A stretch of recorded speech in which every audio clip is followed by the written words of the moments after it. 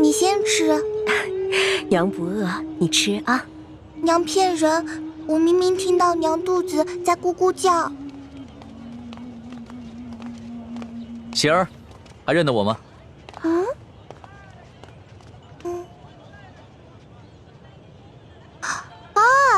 大哥哥是你呀！喜儿，在吃什么呢？我娘煮的野菜糊糊，家里的米面都吃完了，只能吃野菜了。我娘说要再过几天，连野菜都没得吃了。这位公子爷是？我就是那日分走半张白面烧饼的叫花子，这次过来兑现对喜儿的承诺，还你们肉饼。真的，娘，我就说嘛，大哥哥是不会骗我的。哎呦，你看我这眼睛，那日小夫人说话多有得罪，还望公子大人有大量，不要以小夫人一般见识。没事的，大嫂，在这灾荒之年，人人都只能顾自己。这喜儿啊，能把仅有的一张烧饼分我一半，这等大恩，也是让我终身难忘的。来，肉饼，整整10张肉饼，赶紧吃吧。娘，你先吃吧。谢谢公子爷。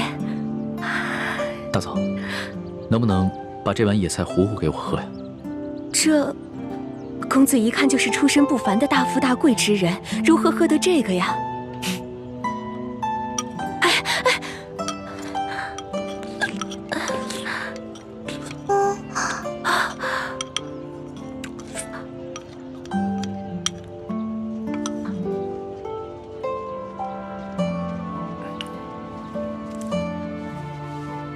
大嫂，这是周钱。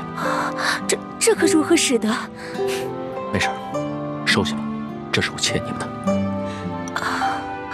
相信我，很快朝廷就有新的赈灾措施下来，到时候就再也没有人能骗得了你们了。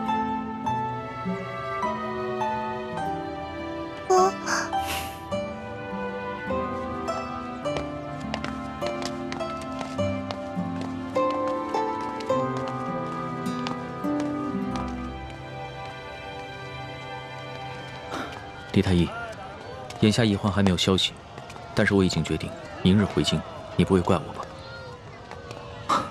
主子言重了，主子乃万圣之尊，不宜久离京城。而且太皇太后已经传来懿旨，催主子回宫了。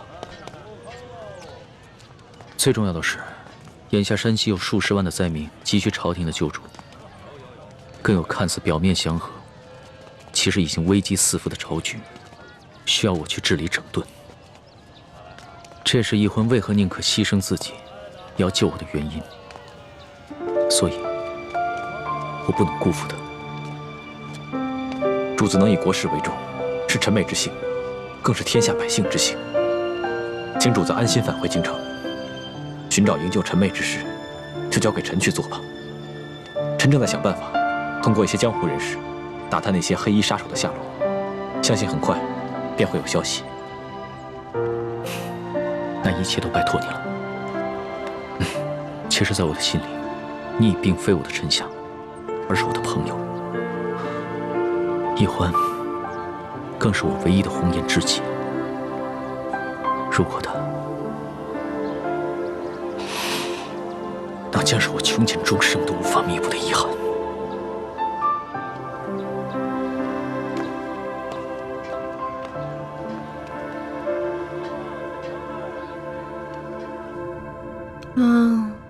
好饿呀！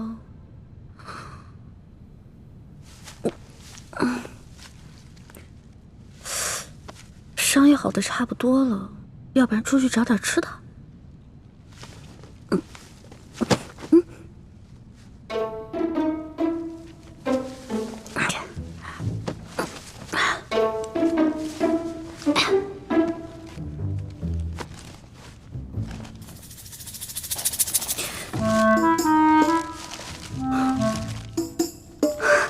烧鸡，还有酒，进来吧。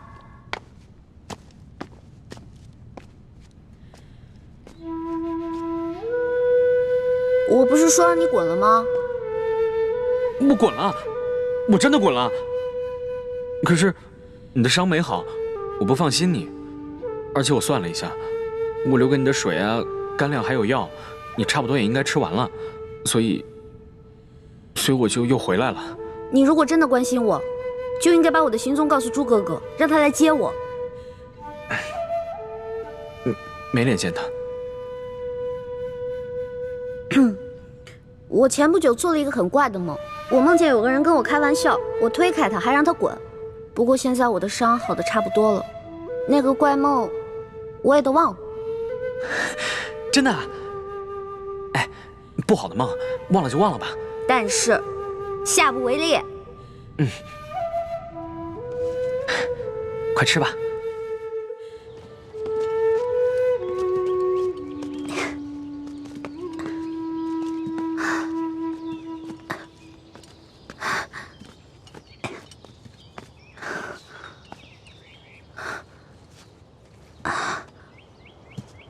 康熙和大师兄他们就在前面5里外的林子里扎营，我不能继续再往前走了，会惊动林中暗哨。叶哥哥，你赶紧去找倩影姐姐会合吧。这几天她一直在吴应奇那边帮你撒谎，一定很辛苦。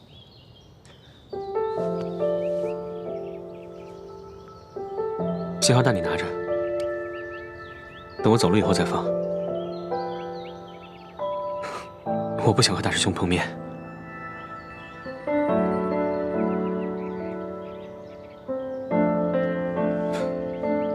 好好照顾自己啊！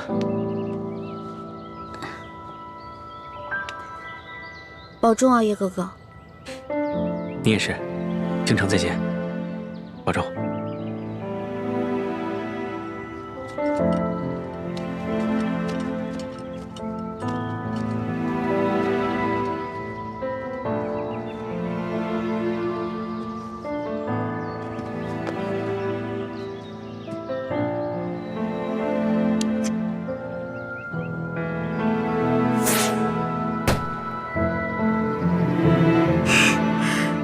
放了这个信号弹，朱哥哥就能看到我了。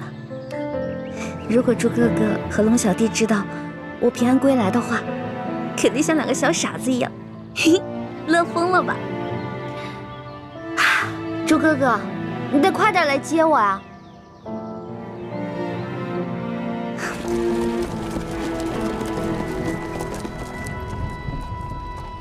文心，你的伤怎么样了？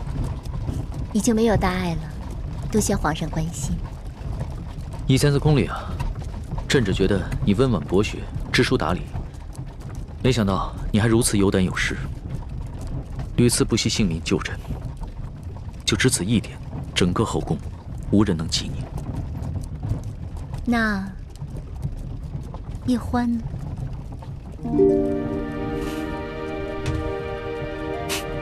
叶欢他也是朕的知己，朕也想将他纳入后宫，只不过他始终都咬定不肯，而且他已经许配过人了。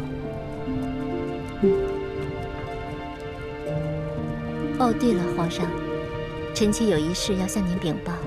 雪嬷嬷的病已经好了，只是她伤心我爹的死，想为我爹守灵3年。